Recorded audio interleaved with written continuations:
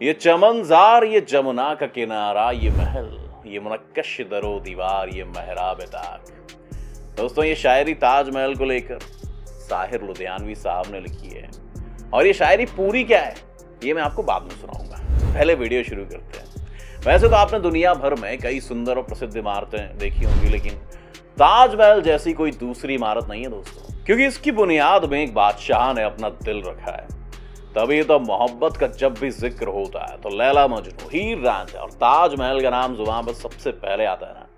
ताजमहल मोहब्बत की वो निशानी है जिसकी पूरी दुनिया दीवानी है। मुमताज बेगम की याद में शाहजहां द्वारा बनवाई गई इमारत दुनिया के 7 अजूबों में भी गिनी जाती है, क्योंकि ताजमहल बनाने के लिए ऐसे ऐसे चुनिंदा मटेरियल का यूज किया गया है जो उस टाइम भी काफी महंगे और रेयर हुआ करते थे। यानी सिंपल भाषा में अगर कहा जाए तो जैसे हीरे को निखारने के लिए उसे तराशा जाता है, वैसे इस महल की सुंदरता को बढ़ाने और उसे निखारने के लिए बहुत मेहनत और रेयर चीजों का इस्तेमाल किया गया था। तभी तो सफेद संगमरमर का यह मकबरा दिखने में बड़ा ही खूबसूरत लगता है, जिसमें दुनिया भर के बेशकीमती पत्थरों का काफी बेहतरीन काम किया गया है दोस्तों। जैसे आप में से ज्यादातर लोगों ने आगरा में जाकर देखा भी होगा। मैं आगरा से हूँ, गगन मेरा नाम है। मेरे पास एक कमेंट आया था, उसमें कहा गया था कि आप आगरा से तो ताजमहल के ऊपर एक वीडियो बनाइए, तो मैंने सोचा क्यों ना आज ताजमहल के ऊपर एक वीडियो बनाई जाए। तो दोस्तों, कभी आपने सोचा कि ताजमहल पर लगा एक एक पत्थर अभी तक कैसे रुका हुआ है और कैसे इस पूरी इमारत का निर्माण हुआ होगा? क्योंकि आज की बड़ी बड़ी इमारतें और बड़े बड़े पुल जो कि बहुत ही मजबूत से मजबूत सीमेंट से भी बने हैं, फिर भी कुछ टाइम बाद ही ढेर हो जाते हैं। फिर 1668 में बनाया गया ये ताजमहल भला आज तक बिना किसी सीमेंट या जोड़ के कैसे टिका हुआ है?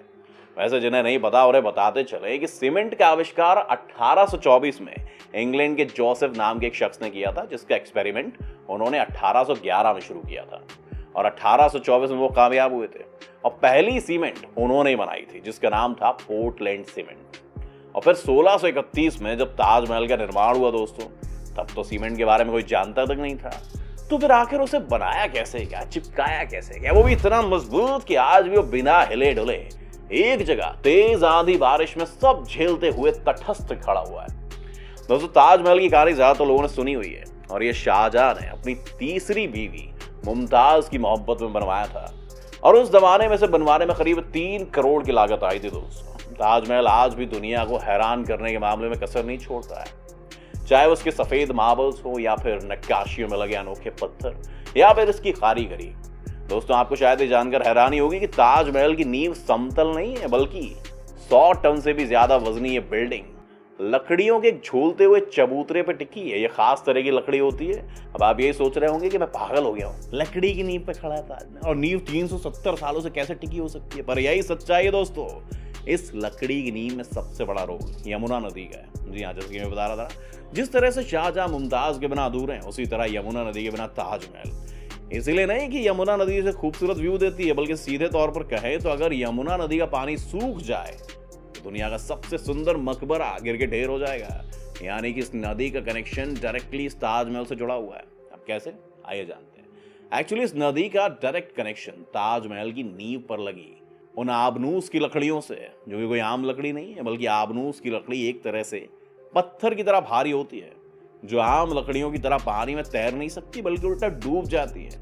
इन लकड़ियों की खासियत पता क्या होती है कि इसमें 30 या 30 से ज्यादा परसेंटेज की नमी बनी रहे, तो इनमें कोई माइक्रो ऑर्गेनिज्म पनपता नहीं है और ये आबनूस की लकड़ी कभी खराब नहीं होती। वहीं ताजमहल के केस में ऐसा ही है। नींव में लगे होने के कारण इन लकड़ियों में यमुना नदी के पानी से पर्याप्त मात्रा में नमी पहुंचती रहती है और यही रीजन है कि लकड़ियां पत्थर से भी ज्यादा मजबूती से अपनी जगह पर जमी हुई है और उनको जोड़ने वाले आर्चेस पर गुंबद का सारा वजन टिका हुआ है। इसी वजह से ताजमहल अभी तक जैसे का तैसा बना हुआ है, क्योंकि उसके किनारे यमुना नदी है। लेकिन आर्कियोलॉजिस्ट ने इस पर चिंता भी जताई, क्योंकि जिस तरीके से दिन ब दिन यमुना सूख रही है ना, उसका वाटर लेवल कम हो रहा है। उसके हिसाब से अगर ताजमहल की नींव से यमुना का जल स्तर नीचे गिरा तो फिर ऐसे में आबनूस की लकड़ियों की नमी खत्म हो जाएगी, जिससे ताजमहल की नींव कमजोर होगी।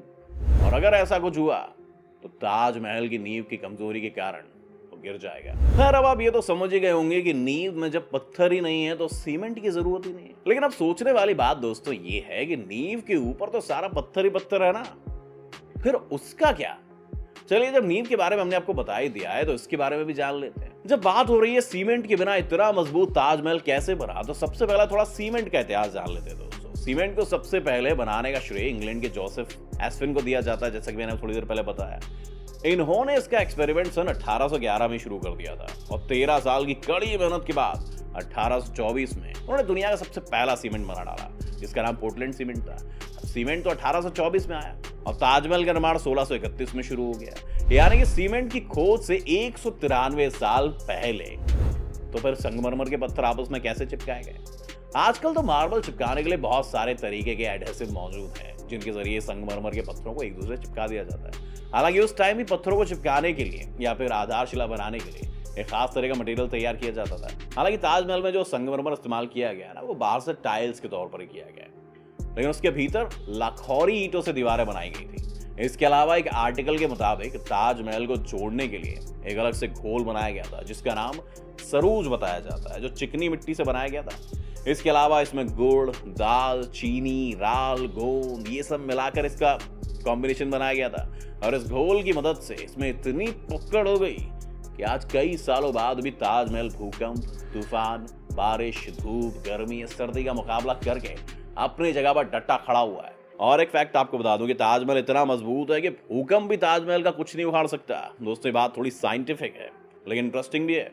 कोई भी भारी भूकंप ताजमहल को गिरा नहीं सकता। ताजमहल सिर्फ प्यार का प्रतीक और सफेद संगमरमर की खूबसूरत इमारत ही नहीं है, बल्कि मुगल काल के सिविल इंजीनियरिंग का एक बेहतरीन नमूना है। अगर आपने ताजमहल को और से देखा होगा तो आपने एक बात जरूर नोटिस की होगी कि मेन बिल्डिंग के चारों तरफ बने हुए जो चारों मीनार है ना, वो आपस में एकदम स्ट्रेट यानी कि सीधे नहीं है, बल्कि इन चारों मीनारों को जानबूझकर थोड़ा बाहर की तरफ इंक्लाइन किया गया है, झुकाकर बनाया गया है, ताकि अगर कोई भूकंप या कोई प्राकृतिक आपदा आती है तो चारों मीनार बिल्डिंग से दूर गिर जाए, बिल्डिंग के ऊपर ना गिरे, ताजमहल के ऊपर, उसका जो गुंबद है उसके ऊपर ना गिरे, और भूकंप के सारे झटके मेन बिल्डिंग में पहुंचने से पहले इन मीनारों में ऑब्जर्व हो जाएं, जिससे मेन बिल्डिंग को कोई भी क्षति ना पहुंचे। एक बात और, लोगों ने अफवाह फैला रखी है कि शाहजहां ने इस इमारत को बनवाने के बाद सारे मजदूरों के हाथ कटवा दिए थे ताकि वो मजदूर कोई दूसरी इमारत ना बना पाए।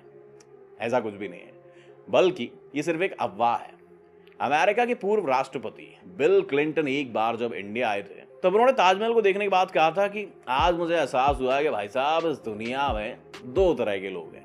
एक वो जिन्होंने ताजमहल को देखा है और दूसरे वो जिन्होंने ताजमहल को नहीं देखा है, क्योंकि इस दुनिया में एक से एक बढ़कर कई खूबसूरत इमारतें हैं, लेकिन ताजमहल जैसी मुनक्कश दरो दीवार उन्होंने देखी नहीं, क्योंकि इसकी बुनियाद में एक बादशाह ने अपना दिल रख दिया। दोस्तों, आगरा में बहुत सारे टूरिस्ट ताजमहल देखने के लिए आते हैं, लेकिन वो शायद ये नहीं जानते कि जो वो सामने देख रहे हैं वो ताजमहल का पिछला हिस्सा है। एक्चुअली जो शाही दरवाजा है वो नदी के किनारे दूसरी तरफ से। और आज ज्यादातर टूरिस्ट ताज को वैसा नहीं देख पाते जैसा शाहजहां चाहते थे कि वैसा देखें। वहीं मुगल काल में ताज तक पहुंचने के लिए नदी एकमात्र मुख्य रास्ता थी। और एक और खास शायरी जिसका मैंने वीडियो की शुरुआत में जिक्र किया था, वो अगर मैंने आपको नहीं सुनाई ना तो आप मुझसे नाराज हो जाएंगे। तो शायरी कुछ इस तरह से साहिल लुधियानवी ने लिखी थी कि ये चमनजार, ये जमुना का किनारा, ये महल, ये मुनक्कश दरो दीवार, ये महराब ताक, एक शहंशाह ने दौलत का सहारा लेकर हम गरीबों की मोहब्बत का उड़ाया है मजाक। मेरी जान कहीं और बुलाकर मुझसे, मुझे ये दरो दीवार पसंद नहीं। मतलब इसका मायने ये है कि जरूरी नहीं कि हमने अपनी महबूबा के लिए ताजमहल नहीं बनवाया तो हम उससे उतना ज्यादा प्यार नहीं करते जितना शाहजहां करते थे यार। इस वीडियो को देखकर अगर आपको वाकई मजा आया हो तो इस वीडियो को जरूर लाइक करें, और अगर आप भी ताजमहल घूमने आगरा आने वाले हैं तो आपका बहुत बहुत स्वागत है, हम आपको घुमाएंगे। हमें कमेंट में जरूर बताएं और इसी तरह की इंटरेस्टिंग वीडियो देखने के लिए नॉलेज इन्फो को सब्सक्राइब करें। Thanks for watching.